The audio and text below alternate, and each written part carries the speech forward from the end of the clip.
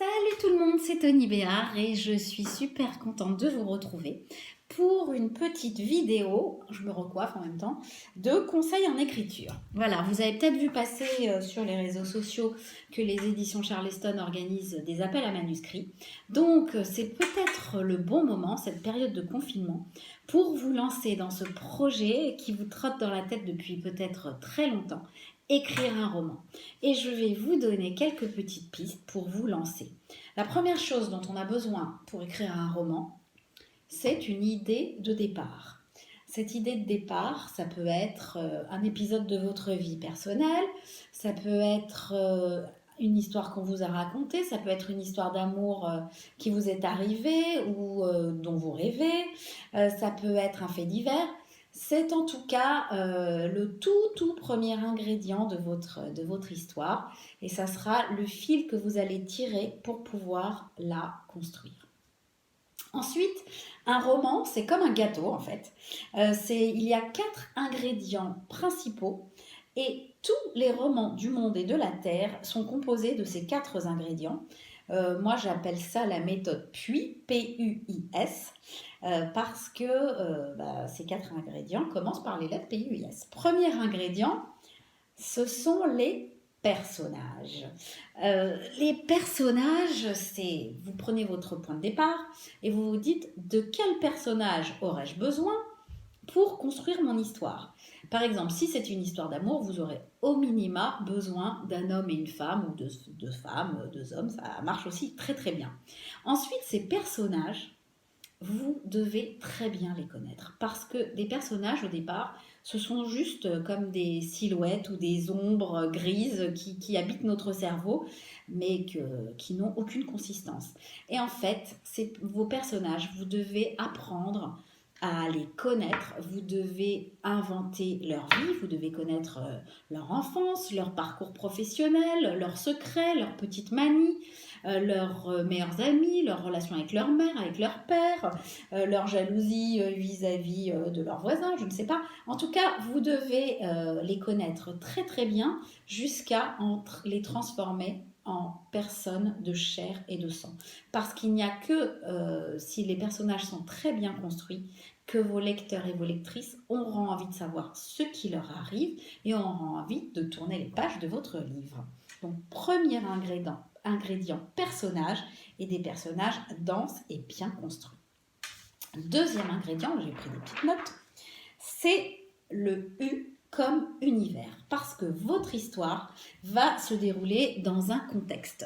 Elle va se dérouler dans un lieu, dans une époque, peut-être dans un univers professionnel, peut-être dans un monde particulier, comme le monde ouvrier ou l'aristocratie. En tout cas, cet univers-là va d'une part nourrir vos personnages, va nourrir votre histoire et va lui donner toute sa crédibilité et toute son intensité.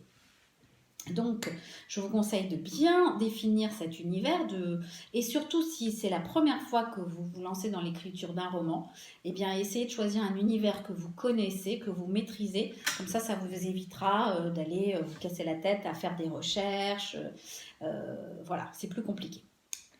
Ensuite, troisième ingrédient, après P comme personnage et U comme univers, c'est I comme intrigue. Parce que sans intrigue, pas d'histoire. Une intrigue, c'est ce qui donne envie au lecteur ou à la lectrice de tourner les pages et de se dire mais que va-t-il se passer?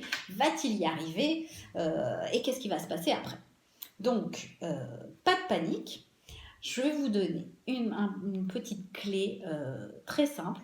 C'est que tous les romans du monde entier sont construits sur le même schéma. C'est un schéma classique qui est composé de, d'abord, une situation initiale. C'est-à-dire, la situation initiale, c'est le quotidien, la vie quotidienne de votre personnage principal. Donc, votre personnage principal, il est dans son environnement. Deuxième élément, que se passe-t-il?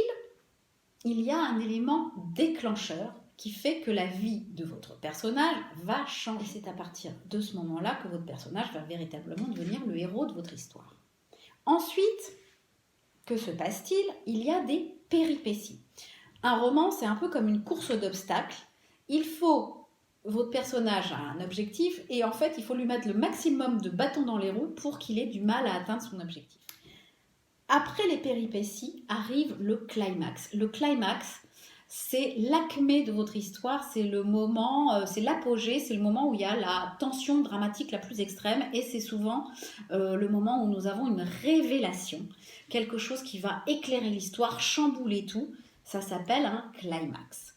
Ce climax va être suivi du dénouement qui, comme son nom l'indique, va dénouer tous les fils de notre intrigue et va donner au lecteur de nombreuses explications sur l'avancement de l'histoire.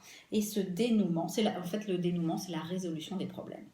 Et ce dénouement va donner lieu à une situation finale qui sera en fait le nouveau quotidien de votre personnage principal. Alors imaginons que au départ notre personnage principal est une jeune femme qui prend son petit déjeuner tristement toute seule. Eh bien peut-être qu'à la fin de cette histoire, son nouveau quotidien sera de prendre le petit déjeuner avec un nouvel amoureux.